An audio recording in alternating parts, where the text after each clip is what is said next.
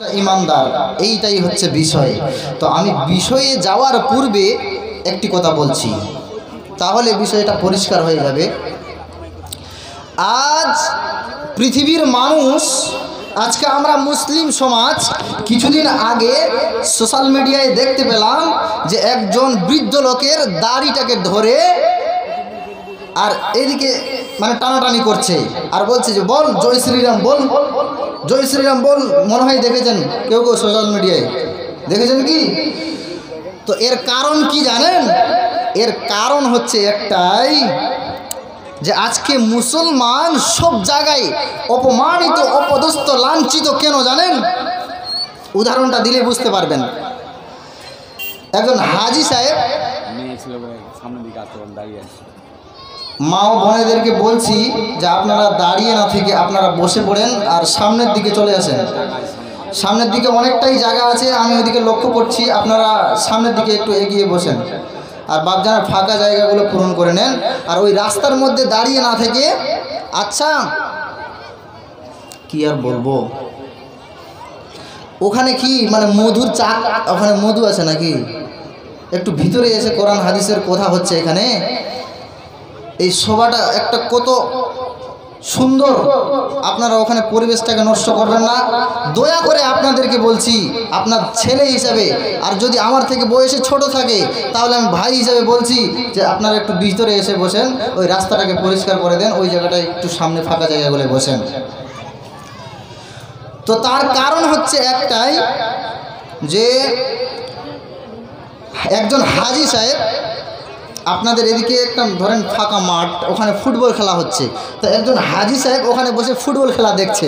হ্যাঁ, তো হাজি সাহেব ফুটবল খেলা দেখছে, তো হাজি সাহেব লক্ষ্য করছে যে ফুটবলটাকে এই দিক থেকে লাত মারা হচ্ছে, ওই দিকে চলে যাচ্ছে, ওই দিক থেকে লাত মারা হচ্ছে, এইদিকে চলে আসছে। হ্যাঁ, তো হাজি সাহেব মনে মনে চিন্তা করছে এই ফুটবলটাকে এত লাত মারা হচ্ছে কেন। এই চিন্তা ধারণা করতে করতে করতে করতে এক পর্যায়ে ওই ফুটবলটা হাজি সাহেবের কাছে চলে আসলো। জি, খুব মনোযোগ সহকারে শুনবেন। ফুটবল যখন হাজি সাহেবের কাছে চলে আসলো, ওই হাজি সাহেব প্রশ্ন করছে ফুটবলকে, আচ্ছা বাবা বলো তো, তোমাকে সবাই এত লাত মারে কেন, কি ব্যাপার? ফুটবল হাজি সাহেবকে উত্তর দিচ্ছে, আপনি তো মুরব্বী লোক, কি বলবো আপনাকে, আপনার তো অনেক বয়স হয়ে গেছে। আমার লাত খাওয়ার কারণ হচ্ছে একটাই, কি? আমার ভিতরটা ফাঁকা। আমার লাত খাওয়ার কারণ একটাই, যে আমার ভিতরটা ফাঁকা। আজকে যদি আমার ভিতরে কিছু থাকতো, কিংবা আমার ওয়েটটা যদি অনেক হতো, তাহলে কেউ যদি আমাকে একটা লাত মারতো, ওকে এক লাতে ওই রতুয়া হসপিটালে পাঠিয়ে দিতাম। জি ঠিক না? তো কারণ হচ্ছে এটাই, মুসলমান সব জায়গায় লাত খাওয়ার কারণ হচ্ছে একটাই, যে মুসলমানের যে ভিতরে কলব, অন্তর আছে, এখানে কিছুই নাই, ফাঁকা হয়ে আছে। জি ঠিক না? আজ ভিতরে ফাঁকা হয়ে আছে বলে মুসলমান যেখানে যাচ্ছে সেখানেই অপমানিত, অপদস্থ, লাঞ্ছিত। তার কারণ হচ্ছে একটাই, মুসলমানদের ভিতরে ঈমান নাই। আর মুসলমান আমরা আজকে দাবি করে থাকি যে কি, আমি নামাজ না আদায় করতে পারি, আমার ভিতরে ঈমান আছে, আমার ভিতরে ঈমান আছে। আপনি কেমন ঈমানদার? আজকে বলে দিচ্ছি যে যে ব্যক্তি ঈমানদার হবে তার ভিতরে কি কি থাকবে, তার ভিতরে কি কি জিনিস থাকতে হবে, তবেই তাকে ঈমানদার বলা যাবে, নচেত তাকে ঈমানদার বলা যাবে না। আল্লাহ পাক রব্বুল আলামিন পবিত্র কোরআনুল কারীমের ভিতরে বলছেন, কি বলছেন? আউযু বিল্লাহি মিনাশ শাইতানির রাজীম, বিসমিল্লাহির রহমানির রহিম। ইন্নামাল মুমিনুনা আল্লাযীনা আমানু বিল্লাহি ওয়া রাসূলিহি সুম্মা লাম ইয়ারতাবু ওয়া জাহাদু বিআমওয়ালিহিম ওয়া আনফুসিহিম ফি সাবিলিল্লাহ উলাইকা হুমুস সাদিকুন। আল্লাহু রাব্বুল আলামিন বললেন, ইন্নামাল মুমিনুনা আল্লাযীনা আমানু বিল্লাহি, প্রকৃত মুমিন তারাই, প্রকৃত ঈমানদার তারাই যারা আল্লাহ পাক রব্বুল আলামিনের উপর ঈমান আনার পরে রসুলের ওপর, আল্লাহ এবং আল্লাহর রসুলের ওপর ঈমান আনার পরে তারা আর সন্দেহের মধ্যে থাকে না, তাদের ভিতরে আর কোনো সন্দেহের অবকাশ থাকে না, তাদের ভিতরে আর কোনো সন্দেহ থাকে না। ওয়া আনফুসিহিম ফি সাবিলিল্লাহ, এবং তারা তাদের ধন সম্পদ টাকা পয়সা দিয়ে নিজের মালকে আল্লাহর রাস্তায় বিলিয়ে দেয়। উলাইকা হুমুস সাদিকুন, তারাই হচ্ছে সত্যিকারের মুমিন। আল্লাহ পাক রব্বুল আলামিন এখানে মুমিনের পরিচয় বলে দিলেন। মুমিনের পরিচয় কি বলে দিলেন? যারা ঈমানদার হবে, ইন্নামাল মুমিনুনাল্লাযীনা আমানু বিল্লাহি, তারা সর্বপ্রথম আল্লাহ পাক রব্বুল আলামিনের উপর ঈমান নিয়ে আসবে। আল্লাহ পাক রব্বুল আলামিনের উপরে ঈমান নিয়ে আসার পরে তার রাসূলের প্রতি ঈমান আনবে। যখনই আল্লাহ এবং তার রাসূলের প্রতি ঈমান নিয়ে চলে আসলো, সেই ব্যক্তি পৃথিবীর বুকে আর কোনো সন্দেহের মধ্যে থাকবে না। কিয়ামত হবে কি হবে না, আমাকে হিসাবের সম্মুখীন হতে হবে কি হবে না, এই ধরনের সন্দেহ তার ভিতরে থাকবে না। কারণ সে ঈমান নিয়ে চলে এসেছে আল্লাহ পাক রব্বুল আলামিনের উপর এবং তার রাসূলের উপর। আর আল্লাহ পাক রব্বুল আলামিন বলছেন, যখনই কোনো মানুষ আমার উপর ঈমান নিয়ে আসলো এবং আমার রাসূলের প্রতি ঈমান নিয়ে আসলো, তার ভিতরে আর কোনো রকম সন্দেহ থাকবে না। কিয়ামত হবে, বিচার দিনে আমাকে দাঁড় হতে হবে, এই বিশ্বাস থেকে যাবে। এবং আর কি কি দেখা যাবে? এক নাম্বার কি বললাম? আল্লাহর উপর ঈমান নিয়ে আসবে। 2 নাম্বার রাসূলের উপর ঈমান নিয়ে আসবে। 3 নাম্বারে আল্লাহ পাক রব্বুল আলামিন বললেন, তার ধন সম্পদ টাকা পয়সা, পৃথিবীর বুকে আপনাকে 50 কোটি টাকা দিয়েছে আল্লাহ পাক রব্বুল আলামিন, সেই টাকা নিয়ে আপনি আরাম করে পৃথিবীর দুনিয়ার জিন্দেগি যাপন করছেন। খুব সুন্দর করে আপনি সংসার তৈরি করেছেন, খুব সুন্দর বিল্ডিং তৈরি করেছেন, কিন্তু আল্লাহ পাক রব্বুল আলামিন ওই যে ধন আপনাকে দিয়েছেন সেটা এমনি এমনি দেয়নি, পরীক্ষা করার জন্য দিয়েছেন। আল্লাহ পাক রব্বুল আলামিন বলছেন, 3 নাম্বার, আমি যে ধন সম্পদ দিয়েছি ওই ধন সম্পদ এবং তার জান আমার রাস্তায় বিলিয়ে দেবে। উলাইকা হুমুস সাদিকুন, এরাই হচ্ছে প্রকৃত সত্যিকারের ঈমানদার। তাহলে আয়াতের মধ্যে কি বুঝতে পারলাম? যে প্রকৃত ঈমানদার কে, তার মধ্যে কি কি মানে গুণ দেখা যাবে, কি কি জিনিস তার ভিতরে থাকবে। 1 নম্বরে আয়াতের ভিতরে আল্লাহ সুবহানাহু ওয়া তাআলা কি বললেন? যে সে সর্বপ্রথম আমার উপর ঈমান নিয়ে আসবে। তুমিনা বিল্লাহ, আমি আল্লাহ পাক রব্বুল আলামিনের উপর ঈমান নিয়ে যখন ঈমান নিয়ে চলে আসলো, তারপরে আমার রাসূলের প্রতি ঈমান নিয়ে আসলো, আসার পরে সে আর কোনো সন্দেহের মধ্যে থাকবে না। আচ্ছা, আমাদের ভিতর কি কোনো সন্দেহ হয়? অবশ্যই সন্দেহ হয় যে এই মরার পরে আমাকে আল্লাহ পাক রব্বুল আলামিন বিচারের কাঠগড়ায় আমি দাঁড় হব কি হব না, আল্লাহ পাক রব্বুল আলামিন আমাকে তার সামনে জবাবদিহি হতে হবে কি হবে না, এমন সন্দেহ কি আসে? জি বাপজান, আসে? যদি এমন সন্দেহ চলে আসে তাহলে মনে মনে ভেবে নেবেন যে আমার ঈমানটা এখনো পাকা হয় নাই, আমার ঈমানটা এখনো মজবুত হয় নাই, ঈমানের জং লেগে আছে, মরিচা লেগে আছে। দেখবেন যে এক জায়গায় অনেক দিন ধরে যখন এক জায়গায় একটা লোহা পড়ে থাকে, সেটাতে পানি পড়ে পড়ে পড়ে পড়ে পড়ে পড়ে জং লেগে যায়। হ্যাঁ, তো ওরকম আমাদের ঈমান যদিও একটুকু আছে, তো ওতে মরিচা লেগে গেছে, ওই মরিচাটাতে ছুটাতে হবে। যে বাপজান উঠে যাচ্ছেন, মনে হয় ওয়াজ ভালো হচ্ছে না, বক্তব্য ভালো হয় না, উঠে যাবেন না দয়া করে। আমি যেইটুকু টাইম আপনার সামনে ওয়াজ করব, ইনশাআল্লাহ আপনার উপকারে আসবে। একটা কথা আমি আল্লাহ যেন আমাকে বাইরে থেকে না বলাই। তারপরে 2 নাম্বার আয়াতে আল্লাহ সুবহানাহু ওয়া তাআলা বলছেন যে মুমিনের কি নাম ভাই,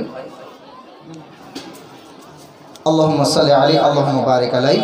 একজন ভাই বেনামিতে 200 টাকা দান করেছেন, আল্লাহ তার দানকে কবুল করুক, আল্লাহুম্মা আমিন। দ্বিতীয় নাম্বার আয়াতে আল্লাহ সুবহানাহু ওয়া তাআলা বলছেন যে আর কি কি জিনিস থাকবে মুমিনের ভিতরে, আর কি কি আলামত থাকবে, কি কি চিহ্ন থাকবে, কি কি গুণ থাকবে মুমিনের ভিতরে, সেটা আল্লাহ পাক রব্বুল আলামিন বলছেন। বিসমিল্লাহির রহমানির রহিম। ইন্নামাল মুমিনুনা আল্লাযীনা ইযা যুকিরাল্লাহু ওয়াজিলাত কুলুবুহুম ওয়া ইযা তুলিয়াত আলাইহিম আয়াতুহু যাদাতহুম ঈমানান ওয়া আলা রাব্বিহিম ইয়াতাওয়াক্কালুন। আল্লাহ পাক রব্বুল আলামিন বললেন,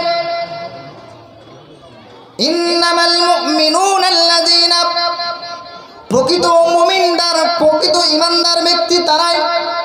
ইন্নামাল মুমিনুনা আল্লাযীনা ইযা যুকিরাল্লাহু ওয়াজিলাত কুলুবুহুম, যখন তাদের সামনে আল্লাহ পাক রব্বুল আলামিনকে স্মরণ করা হবে, তাদের হৃদয়খানা, তাদের অন্তরখানা কন্দনরত হয়ে যাবে, কেঁপে উঠবে।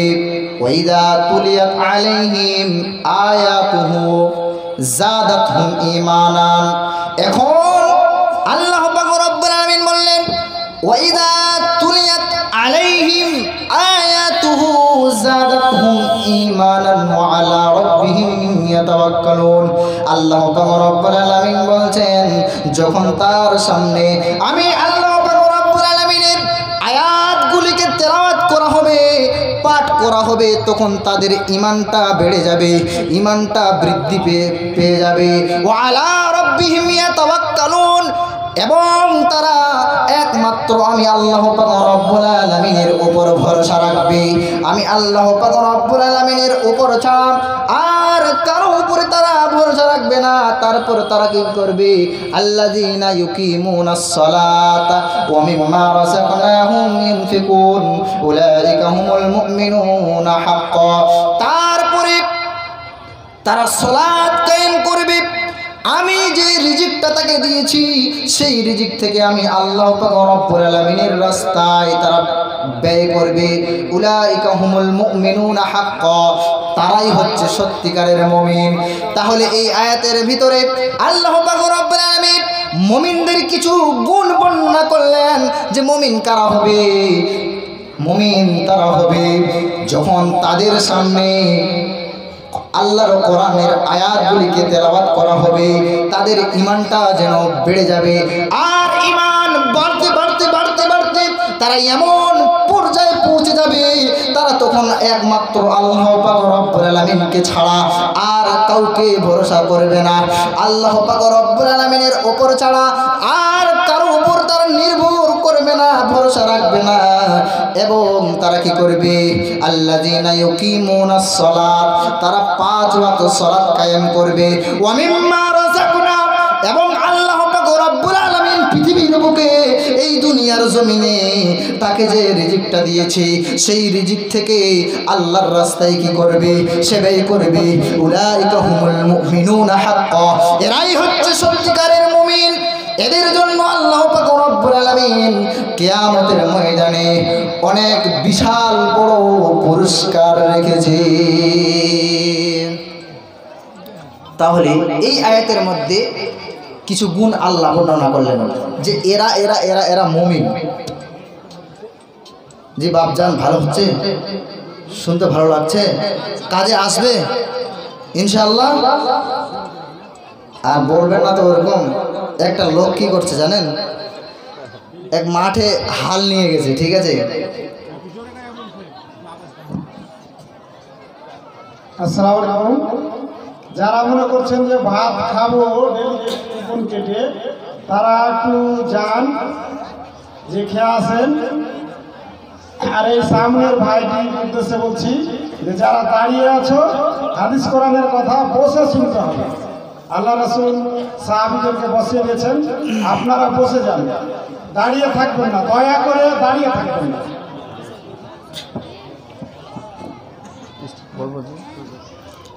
তো এক লোক কি করেছে জানেন? শুনেন বাপজান, একটা লোক মাঠে হাল নিয়ে গেছে, ঠিক আছে? এখন হাল নিয়ে গেছে, তো বেচারা কি করেছে, হাল শুরু করে দিয়েছে। তো হাল চলতে চলতে হাল চলাকালীন এক পর্যায়ে কি হয়েছে, একটা সে সোনার ইট কুড়িয়ে পেয়েছে। আচ্ছা বলুন তো, আপনাকে একটা কথা জিজ্ঞাসা করি, আপনি যখন মাঠে কোন জাল ওটাকে বলে যে মাছ ধরে, ঘড়ি জাল, জি, ওটা নিয়ে যদি আপনি মাঠে চলে যান, তো এক জায়গায় আপনি কি দিয়ে ধরে, কি বলে ওটাকে, হ্যাঁ যাই হোক, এমন পজিশনে আপনি জালটাকে ফেলেছেন, তখন একটা বিশাল বড় শোল মাছ বলে তো আপনাদের এদিকে, শোল মাছ লেগে গেছে। আপনি কেমন খুশি হবেন বলেন তো? খুব খুশি, আজকে বিশাল খুশি। তো শোল মাছ লেগেছে, বিশাল খুশি। তো ওই লোকটা কি করছে, হাল চলাকালীন সোনার ইট কুড়িয়ে পেয়েছে। তো ও কেমন খুশি হবে, ও তো আরও বিশাল খুশি। তো ওই বেচারা কি করছে, যখন খুশি হয়ে গেছে, পাশেই একটা নদী আছে, ইটটাকে তো আবার পরিষ্কার করতে হবে। তো ইটটাকে নিয়ে ওই হাল ছেড়ে দিয়ে খুশিতে ইটটাকে নিয়ে ওই নদীর পানিতে গিয়ে পরিষ্কার করার জন্য এবার পানি দিয়ে পরিষ্কার করছে। পরিষ্কার করতে করতে যতই পরিষ্কার করে ততই মানে লাইটিং দেয়, ততই চকচক করে, একদম পরিষ্কার হয়ে যাচ্ছে, ঝিকঝিক করছে একদম, ঠিক আছে। এক পর্যায়ে ওই ইটটাকে পরিষ্কার করতে করতে এক পর্যায়ে ইটটা ওই নদীতে পড়ে গেছে। এবার মাঠে ওই শোল মাছ যদি আপনার ধরেছেন, এইভাবে ধরেছেন, এই শোল মাছ যদি চলে যায়, তো আপনার মনটা কেমন খারাপ হয়ে যাবে। এ তো শোল মাছ চলে গিয়ে আপনার মন খারাপ হয়ে গেছে, তাহলে ওর হাত থেকে সোনার ইট চলে গেছে, তাহলে ওর মন কেমন খারাপ হবে, জি। এবার ওই লোকটা বলছে, যাস শালা, ধোয়ার থেকে না ধোয়াই ভালো ছিল, ধোয়ার থেকে না ধোয়াই ভালো ছিল। এবার পুরো রাস্তায় বাড়ি পর্যন্ত সে বলতে বলতে আসছে, ধোয়ার থেকে না ধোয়াই ভালো ছিল, ধোয়ার থেকে না ধোয়াই ভালো ছিল। ওর স্ত্রী তাকে প্রশ্ন করছে, আচ্ছা বলো তো তোমার কি হয়েছে, তুমি পুরো রাস্তায় এমন করে বলতে বলতে আসছো কেন? কিছুই বলে না। ওই সোনার ইটের শোকে তার শরীর অসুস্থ হয়ে গেছে। অসুস্থ যখন হয়ে গেছে, সে ডাক্তারের কাছে গিয়েছে। ডাক্তারের কাছে যাওয়ার পরে ডাক্তার তাকে 50 টাকার ওষুধ দিয়েছে। 50 টাকার যখন ওষুধ দিয়েছে, এবার ওই ডাক্তার তাকে 50 টাকা চাইছে, তার কাছে দাও। এবার ওই ব্যক্তি তখন কত চালাক, বলছে শোনো, 50 টাকা তুমি যদি এখনই চাও, তাহলে এখনই আমি দিলে 50 টাকাই পাবে, আর এই টাকাটা তুমি যদি দুদিন পরে নাও, তাহলে তোমাকে 100 টাকা দেবো। ডাক্তার সাহেব একটু লোভী ছিল, তো বলছে ঠিক আছে, দুদিন ওয়েট করলে যদি আমি 50 টাকা বেশি পাই, তাহলে দুদিন ওয়েটই করি, ঠিক আছে। এবার সে 50 টাকার ওষুধ নিয়ে আবার বাড়িতে বলতে বলতে আসছে, ধোয়ার থেকে না ধোয়াই ভালো ছিল, ধোয়ার থেকে না ধোয়াই ভালো ছিল। ওর স্ত্রী বলছে, ওগো আজকে তোমাকে বলতেই হবে, আজকে কিন্তু আমি তোমাকে ছাড়বো না, আজকে তোমাকে বলতেই হবে। এবার ওর স্ত্রীকে বলছে, আরে শোন, ওই যে আমি মাঠে হাল নিয়ে গেছিলাম, তো ওই হালটা চলাকালীন একটা সোনার ইট কুড়িয়ে পেয়েছিলাম। ওই ইটটাকে যখন আমি পরিষ্কার করতে যাই, এক পর্যায়ে ইটটাকে পরিষ্কার করতে করতে করতে করতে ইটটা ওই নদীর পানিতে পড়ে যায়। এবার ওর স্ত্রী ফট করে বলছে, সোনার থেকে না শোনাই ভালো ছিল। ওর স্ত্রী বলছে, সোনার থেকে না শোনাই ভালো ছিল। এবার দুদিন হয়ে গেছে, তাদের বাড়িতে, ওর বাড়িতে আবার কিন্তু 3টা রুম। এক রুমে ওই বেচারা ঢুকে বলছে ধোয়ার থেকে না ধোয়াই ভালো ছিল, আর একটা রুমে ওর স্ত্রী ঢুকে বলছে সোনার থেকে না শোনাই ভালো ছিল। এবার ওই যে 2 দিন হয়ে গেছে, ডাক্তার তো বাড়িতে চলে এসছে পয়সা নেওয়ার জন্য। পয়সা নেওয়ার জন্য যখন বাড়িতে চলে এসছে, ডাক্তার বলছে, আব্দুর রহমান বাড়িতে আছো? হাসানুজ্জামান বাড়িতে আছো? কোনো আওয়াজ নাই, আওয়াজ শুধু একটাই, কি এই দিক থেকে ধোয়ার থেকে না ধোয়াই ভালো ছিল, এদিক থেকে সোনার থেকে না শোনাই ভালো ছিল। এবার ডাক্তার বলছে, আরে কি মহা জ্বালায় পড়লাম, ধারের থেকে নগদই ভালো ছিল। বুঝতে পারলেন না? ওই ডাক্তার তখন বলছে ধারের থেকে নগদই ভালো ছিল। তো ওরকম হচ্ছে ব্যাপার। আমার ওয়াজ শোনার পরে আপনারা তো বলবেন না যে সোনার থেকে না শোনাই ভালো ছিল। তারপরে দেখেন রাসূলুল্লাহ সাল্লাল্লাহু আলাইহি ওয়াসাল্লাম ঈমানের বৈশিষ্ট্য সম্পর্কে হাদিসের মধ্যে কি বলছেন দেখুন। আর আনাস রাদিয়াল্লাহু তাআলা আনহু قال قال رسول الله صلى الله عليه وسلم, আনাস রাদিয়াল্লাহু তাআলা আনহু থেকে বর্ণিত, তিনি বলেন, আল্লাহর নবী সাল্লাল্লাহু আলাইহি ওয়াসাল্লাম বলছেন, লা ইউমিনু আহাদুকুম হাত্তা আকুনা আহাব্বা ইলাইহি মিন ওয়ালিদিহি ওয়া ওয়ালাদিহি ওয়ান নাসি আজমাইন। আল্লাহর নবী সাল্লাল্লাহু আলাইহি ওয়াসাল্লাম বলছেন, লা ইউমিনু, ততক্ষণ পর্যন্ত তোমরা মুমিন হতে পারবে না, ততক্ষণ পর্যন্ত তোমরা ঈমানদার হতে পারবে না। কতক্ষণ পর্যন্ত? আহাদুকুম হাত্তা আকুনা আহাব্বা ইলাইহি, যতক্ষণ না তোমরা তোমাদের সন্তান সন্ততি, তোমাদের পিতামাতার থেকে এবং পৃথিবীর সমস্ত মানুষের থেকে আমাকে বেশি না ভালোবাসবে, ততক্ষণ পর্যন্ত তোমরা ঈমানদার হতে পারবে না। তাহলে হাদিস থেকে আমরা কি বুঝতে পারলাম? আল্লাহর নবী সাল্লাল্লাহু আলাইহি ওয়াসাল্লাম বললেন, একজন মানুষ ততক্ষণ পর্যন্ত মুমিন হতে পারে না, ততক্ষণ পর্যন্ত ঈমানদার হতে পারে না, যতক্ষণ পর্যন্ত আল্লাহর নবীকে নিজের সন্তানের চেয়ে, নিজের পিতামাতার চেয়ে, পৃথিবীর আত্মীয় স্বজনের চেয়ে, পৃথিবীর বুকে যত মানুষ আছে, পৃথিবীর নিজের স্ত্রীর চেয়ে আল্লাহর নবীকে যতক্ষণ পর্যন্ত আল্লাহ পাক রব্বুল আলামিনকে যতক্ষণ পর্যন্ত বেশি ভালোবাসবে না, ততক্ষণ পর্যন্ত সে ঈমানদার হতে পারবে না। তাহলে কি বোঝা গেল? যে একজন মানুষ তখনই মুমিন হবে যখন তার সন্তানের থেকে ওনাকে বেশি ভালোবাসবে। সব থেকে পৃথিবীর প্রিয় জিনিস স্ত্রী, তার থেকে আল্লাহ নবী সাল্লাল্লাহু আলাইহি সাল্লামকে বেশি ভালোবাসবে। আর যখনই আপনি আল্লাহর নবীকে ভালোবাসবেন, তখনই আল্লাহ পাক রব্বুল আলামিনকে ভালোবাসা হয়ে যাবে। আল্লাহ পাক রব্বুল আলামিন, আল্লাহর নবী, আল্লাহ পাক রব্বুল আলামিন কোরআনুল কারীমের আয়াতের ভিতরে বলছেন, শোনো, তোমরা আমাকে ভালোবাসতে চাও? আল্লাহ বলছেন। কে বলছেন? আল্লাহ বলছেন, তোমরা আমাকে ভালোবাসতে চাও? তাহলে তোমরা কি করো? আমার নবীকে ভালোবাসো এবং আমার নবীর ইতাআত করো। যেইভাবে তিনি পৃথিবীর বুকে চলাফেরা করতে বলেছেন, যেই আইন অনুযায়ী তিনি পৃথিবীর বুকে চলাফেরা করতে বলেছেন, সেই আইন অনুযায়ী চলাফেরা করো। আর যখন একজন মানুষ পৃথিবীর বুকে আল্লাহ পাক রব্বুল আলামিনের নবীকে অনুসরণ করে চলবে, তখনই সে আল্লাহ পাক রব্বুল আলামিনের নবীকে ভালোবাসবে।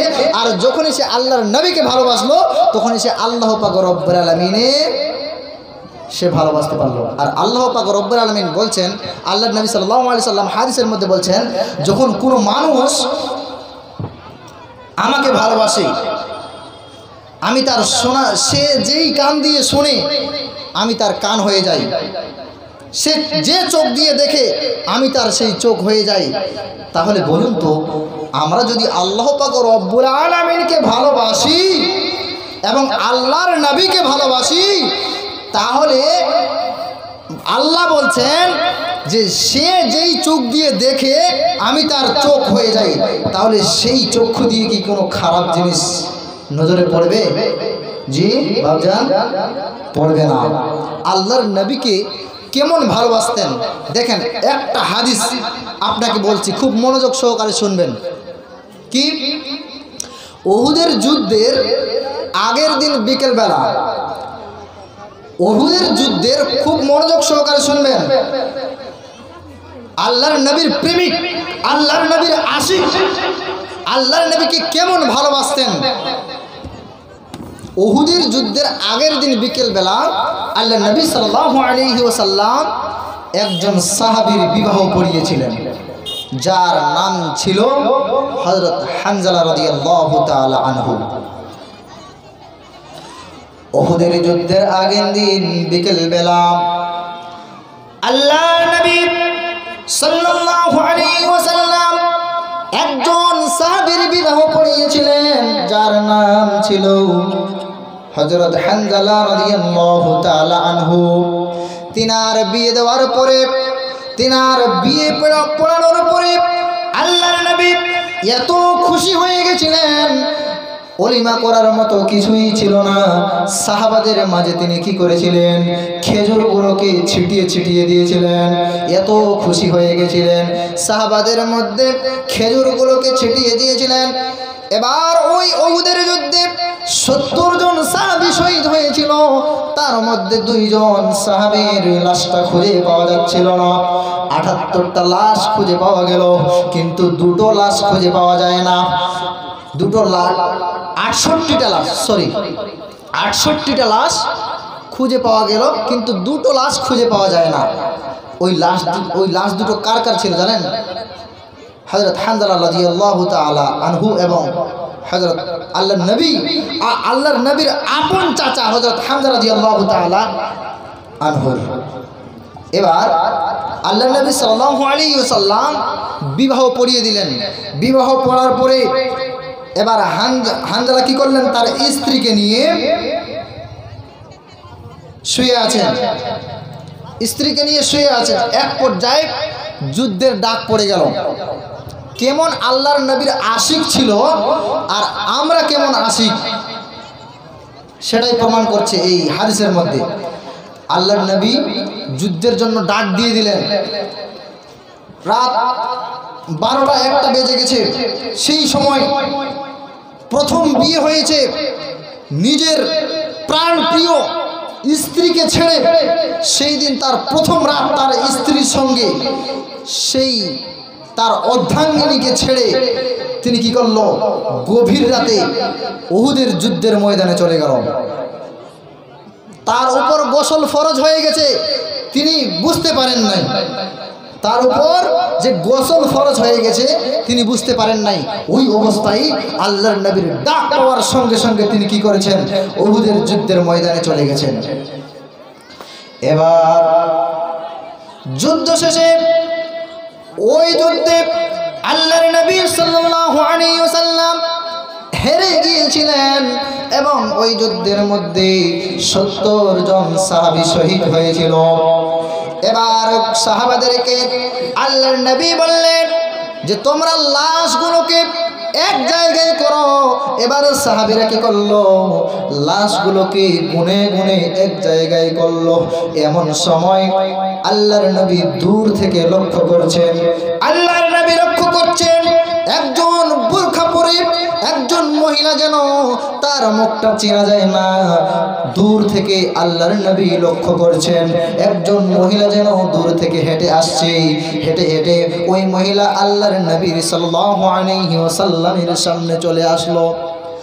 আসার পরে আল্লাহর নবী ওই মহিলাকে প্রশ্ন করেছেন, ওগো আম্মা, ওগো আমার মা, তুমি কে? আল্লাহর নবী চিনতে পারেন নাই। আল্লাহর নবী বলছেন, ওগো মা, আমি তোমাকে চিনতে পারি নাই। ওই মহিলা কি করলেন? হযরত হানজালা রাদিয়াল্লাহু তাআলা আনহুর স্ত্রী, তিনি কি করলেন? ওই বোরখার আঁচলের ভিতর থেকে, ওই বোরখার আঁচলের ভিতর থেকে হাত দুইখানা বের করে আল্লাহর নবীকে বলছেন, ইয়া রাসূলুল্লাহ, এই যে দেখুন আমার হাতের মেহেন্দি, এখনো পর্যন্ত মেহেন্দিটা শুকায় নাই। ইয়া রাসূলুল্লাহ, আমি হলাম হযরত হানজালার স্ত্রী। আল্লাহর নবী, এই ময়দানে আসার কারণ আমার একটাই, আপনি যখন গভীর রাতে যুদ্ধের জন্য ডাক দিয়ে দিলেন, ওই গভীর রাতে আমার প্রাণের স্বামীর উপর গোসল ফরজ হয়ে গেছিল। আপনার ডাক শোনার পরে তিনি আর 1 সেকেন্ড ঘরের ভিতরে থাকতে পারেন নাই। তিনি শুধু আমাকে একটাই কথা বলে এসেছেন, ওগো প্রাণের স্ত্রী, শোনো, যদি বেঁচে থাকি তাহলে সকালে দেখা হবে, আর যদি বেঁচে না থাকি তাহলে ওই জান্নাতের মধ্যে দেখা হবে। ওগো আমার প্রাণের স্ত্রী, তুমি আমাকে বাধা দিও না। এই বলে হযরত হানজালা রাদিয়াল্লাহু তাআলা আনহু যুদ্ধের ময়দানে চলে এসেছিলেন। ইয়া রাসূলুল্লাহ, আমি ওনার স্ত্রী এই কথাটা বলতে এসেছি। ও ইয়া রাসূলুল্লাহ, আমি জানি না আমার স্বামী এই দুনিয়ার বুকে আছে কি মারা গেছে। আমি জানি না আমার স্বামী শহীদ হয়ে গেছে। আমি জানি না আল্লাহর নবী বললেন, ও গো মা শোনো, তুমি কি জানো হানজালা শহীদ হয়েছে? এবার ঝরঝর করে ওই মহিলা কাঁদতে শুরু করলো। কাঁদতে কাঁদতে ওই মহিলা, ওই হানজালার স্ত্রী কি করলো, ইয়া রাসূলুল্লাহ, আমি আপনাকে একটাই কথা বলতে চাই, আমার স্বামী শহীদ হয়ে গেছে, ঠিক আছে, দয়া করে আমার স্বামীকে একটিবার গোসল করে দিবেন, কারণ আমার স্বামী অপবিত্র অবস্থায় এই যুদ্ধের ময়দানে এসেছিল। হানজালার স্ত্রী বলছে, ইয়া রাসূলুল্লাহ, আপনি যখন যুদ্ধের জন্য ডাক দিলেন, আমার স্বামী আপনার গলার আওয়াজ শোনার পরে আর 1 সেকেন্ড ঘরের ভিতরে বসে থাকতে পারলো না, তার উপর গোসল ফরজ হয়ে গেছে, তিনি বুঝতেও পারেন নাই। ইয়া রাসূলুল্লাহ, আমি আপনার কাছে এইটাই কথা বলতে এসেছি, দয়া করে আমার স্বামীর গোসলটা দিয়ে আমার স্বামীকে একটু পবিত্র করে দেবেন। ইয়া রাসূলুল্লাহ, আমার স্বামীকে একটু পবিত্র করে দেবেন। এই কথা বলতে বলতে ওদিকে হানজালার লাশ খুঁজে পাওয়া যায় না, হানজালার লাশ খুঁজে পাওয়া যায় না। এমন সময় একজন সাহাবী আল্লাহর নবীর কাছে দৌড়ে এসে বললেন, ইয়া রাসূলুল্লাহ, ওই যে দেখুন হানজালার লাশটা 2 জন সাহাবী কাঁধে করে নিয়ে চলে আসছে, আর তার মাথা থেকে যেন পানি টপ টপ টপ টপ করে পড়তে থাকছে। লাশটাকে 2 জন সাহাবা কাঁধে করে নিয়ে চলে আসছে, কারণ হযরত হানজালা রাদিয়াল্লাহু তাআলা আনহুর লাশটাকে কাঁধে করে নিয়ে আসছে, আর মাথা থেকে যেন পানি টপ টপ টপ টপ করে পড়ছে। আল্লাহু আকবার। পৃথিবীর বুকে একজন মাত্র শহীদ। এবার জিবরাইলের মারফতে আল্লাহর নবীকে জিবরাইল আলাইহিস সালাতু ওয়াস সালাম এসে ওই সময় বলছেন, ইয়া রাসূলুল্লাহ, এই হানজালার শহীদে আল্লাহ পাক রব্বুল আলামিন এত খুশি হয়েছেন যে স্বয়ং আমার মারফতে হানজালা রাদিয়াল্লাহু তাআলা আনহুর লাশটাকে 3য় আসমানে নিয়ে গিয়ে জমজম কূপের পানি দিয়ে গোসল করিয়ে মস্কে আম্বারের সেন্ট লাগিয়ে ওই যে দেখুন লাশটাকে পাঠিয়ে দেওয়া হয়েছে। আল্লাহু আকবার। পৃথিবীর বুকে একজন মাত্র শহীদের লাশ 3য় আসমানে নিয়ে গিয়ে গোসল করা হয়েছিল জমজম কূপের পানি দিয়ে, এবং মস্কে আম্বারের সেন্ট লাগিয়ে লাশটাকে আবার দিয়ে দেওয়া হয়েছিল। তাহলে বলুন, ওই হানজালা রাদিয়াল্লাহু, হ্যাঁ 100 টাকা দিয়ে দিন না, বেনামিতে একজন ছোট ভাই আমার 100 টাকা দান করেছেন। আল্লাহুম্মা সাল্লি আলাইহি আল্লাহুম্মা বারিক আলাইহি। আল্লাহ যেন যে নিয়তে যে উদ্দেশ্যে দান করেছেন সেই দানকে যেন কবুল করেন, আল্লাহুম্মা আমিন। তো তাদের ঈমান কেমন ছিল? আল্লাহর নবী, আপনি আমি কি পারবো? প্রথম বিবাহ হয়েছে, স্ত্রীকে ছেড়ে দিয়ে বাসর রাতকে পরিত্যাগ করে, সেই বাসর রাতকে ছেড়ে দিয়ে যুদ্ধের ময়দানে যাওয়া। তো এই সাহাবাদের মতো ঈমান তো আমাদের হবে না, কিন্তু ওদেরকে অনুসরণ তো আমরা করতে পারবো। জি, ওই সাহাবাদের মতো ঈমানটাকে মজবুত করতে হবে। তারপরে বলছেন ঈমানদারের বৈশিষ্ট্য আর কি দেখুন। তারপরে আল্লাহ পাক রব্বুল আলামিন বলছেন যে ঈমানদার হচ্ছে ওরাই যখন তাদের সামনে কোরআন পাঠ করা হবে, কোরআনটাকে পাঠ করা হবে, তখন তাদের ঈমানটা বেড়ে যাবে, আর বাড়তে বাড়তে বাড়তে বাড়তে তারা এমন পর্যায়ে পৌঁছে যাবে, তারা একমাত্র আল্লাহ পাক রব্বুল আলামিনের উপর ছাড়া আর কারো উপর ভরসা করবে না। যা কিছু করবে পৃথিবীর বুকে, কোনো কাজ কর্ম যত রকমের যা কিছু করবে, সে ভরসা করবে কার উপর? আল্লাহ পাক রব্বুল আলামিনের উপর। সেই হচ্ছে প্রকৃত ঈমানদার। এবার একটা হাদিস বলি, নারীদের দিকে চলে যাই। এবার ঈমানের বৈশিষ্ট্য সম্পর্কে ইনশাআল্লাহ কিছু আপনাদেরকে শোনালাম। এবার আমার মা বোনদের একটা হাদিস শুনিয়ে আমি আমার বক্তব্য শেষ করবো ইনশাআল্লাহ। সময় আমাকে দিয়ে দিয়েছে মাত্র আর 5 মিনিট, এটাই আমার আয়ু। ইবনে ওমর রাদিয়াল্লাহু তাআলা আনহু বলেন, আল্লাহর নবী সাল্লাল্লাহু আলাইহি ওয়াসাল্লাম বলেছেন, ও আমার আম্মা জানেরা মন দিয়ে শুনুন, আল্লাহর নবী বলছেন 3 শ্রেণীর মানুষ, 3 শ্রেণীর লোক জান্নাতে কখনো যাবে না। 1 নাম্বার হচ্ছে পিতামাতার অবাধ্য সন্তান। 1 নাম্বার পিতামাতার অবাধ্য সন্তান। 2 নাম্বার বাড়িতে বেহায়াপনার সুযোগ দানকারী প্রদানকারী। 3 নাম্বার পুরুষের বেশধারী মহিলা।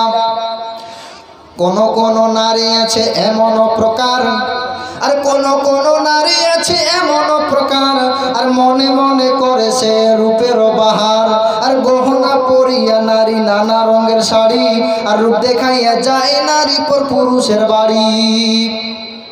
এখানে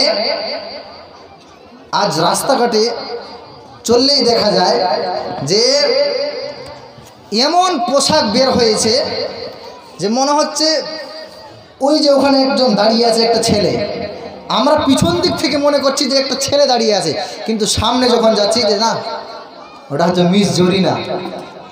কে? ওটা হচ্ছে মিস জরিনা। তো আল্লাহর নবী সাল্লাল্লাহু আলাইহি সাল্লাম হাদিসের মধ্যে বলছেন 3 শ্রেণীর মানুষ তারা জান্নাতে যাবে না। 1 পিতামাতার অবাধ্য সন্তান, যেই সন্তান পিতামাতার কথা অমান্য করে পৃথিবীর বুকে চলে, ও জান্নাতে যাবে না। 2 বাড়িতে বেহায়াপনার সুযোগ দানকারী মানে প্রদানকারী।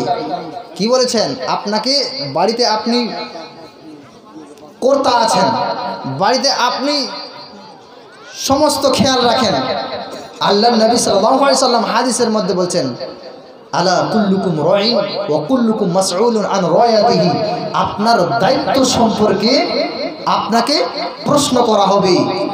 আপনি যে বাড়ির মোড়ল ছিলেন, বাড়ির আপনি কর্তা ছিলেন, তাহলে আপনার বাড়িতে আপনার মেয়ে বেহায়াপনা করে, বেহায়ার মতো জিন্সের প্যান্ট পরে, বেহায়ার মতো চুল খুলে দিয়ে রাস্তাঘাটে চলাফেরা করছিল, আর আপনি পিতা হয়ে আপনি সেটা দেখে থাকলেন।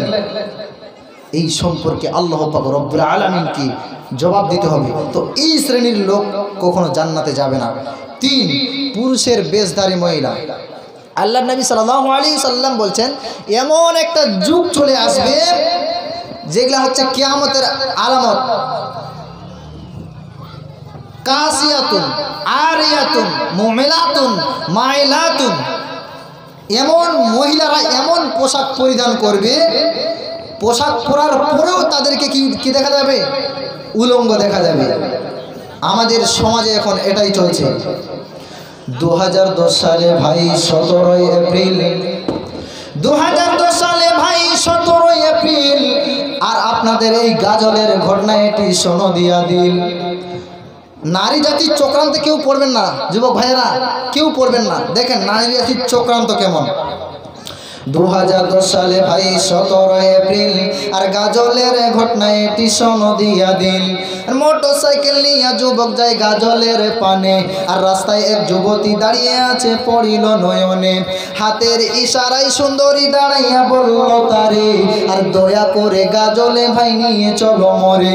আর পিছনে চাপিল নারী, ড্রাইভার ছাড়লো গাড়ি। হঠাৎ বাতাসেতে ওড়নাটা রাস্তায় গেল পড়ি, এলো না গেল জানদার করালো গাড়ি। এবার মেয়েটা ছেলেটাকে বলছে, উন্নাটি কৃপা করে এনে দিন গোমরে। উন্না আনতে গেল চালাক মনে রাগে, আর সেই সুযোগে গাড়ি নিয়ে ভাগলো আলগা মেয়ে। হাজার হাজার ছেলে নিচ্ছে মোটরসাইকেল দান, হাজার হাজার ছেলে নিচ্ছে মোটরসাইকেল দান। আর অ্যাক্সিডেন্ট হয়ে পঙ্গু হয়ে হারাইছে নিজের প্রাণ। অ্যাক্সিডেন্ট হয়ে পঙ্গু হয়ে ঘুরে আসে বাড়ি, ওটা বাইক নয় বউ আড়ি করা গাড়ি। ওটা বাইক নয়, বউ আড়ি করা গাড়ি। আর মাথায় আছে কালো বরণ, লক্ষ লক্ষ চুল, আর 2 কানেতে 2টি নিবে বাম্পার বাম্পার দুল। 2 কানেতে 2টি নিবে বাম্পার বাম্পার দুল।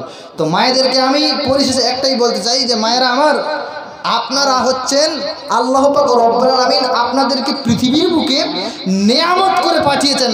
কই আল্লাহ পাক রব্বুল আলামিন আমাদেরকে কই নিয়ামত বলেছে? আমাদেরকে কি নিয়ামত বলেছে? আপনাদেরকে নিয়ামত বলেছে। তো আপনাদেরকে নিয়ামত বলেছে, আপনাদেরকে গুরুত্ব দিয়েছে, সেইভাবে পৃথিবীর বুকে আপনাদেরকে চলাফেরা করতে হবে।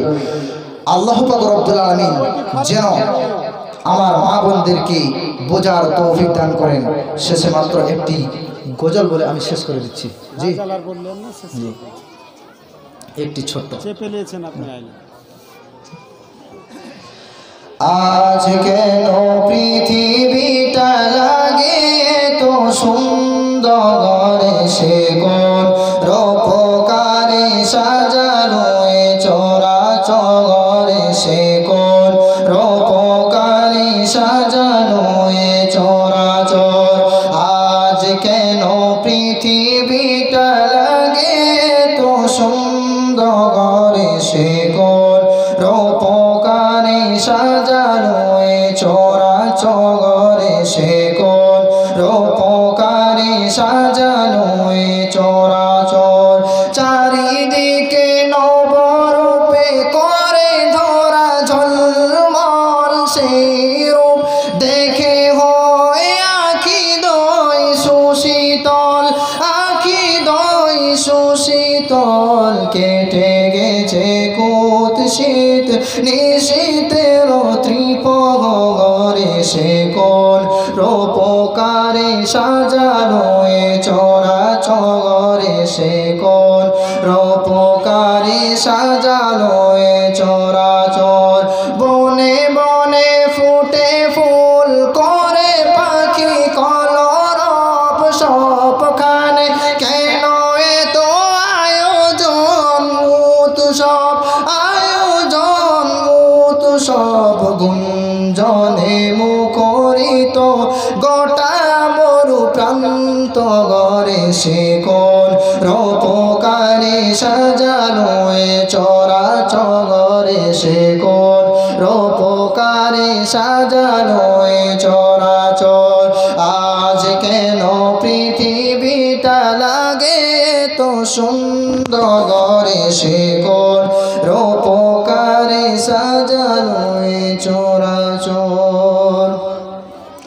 আপনাদের কাছে অনেকক্ষণ ধরে আলোচনা করলাম, বলার মাধ্যমে ভাষার মাধ্যমে যদি আমার ভুল হয়ে থাকে এবং কোরআন হাদিসের দিক থেকে যদি আমি ভুল কিছু বলে থাকি, আমাদের ভুলটা ধরিয়ে দেবেন আমাকে, ইনশাআল্লাহ আমি ভুলটা শুধরে নেওয়ার চেষ্টা করব।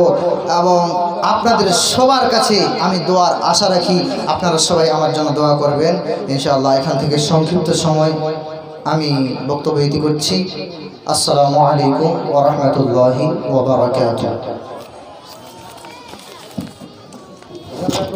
আলহামদুলিল্লাহ, আপনাদের সামনে মুমিনের আসল মুমিন কারা এই নিয়ে আলোচনা করছিলেন। মাওলানা সাহেব যে কথাগুলি বললেন, সে কথাগুলির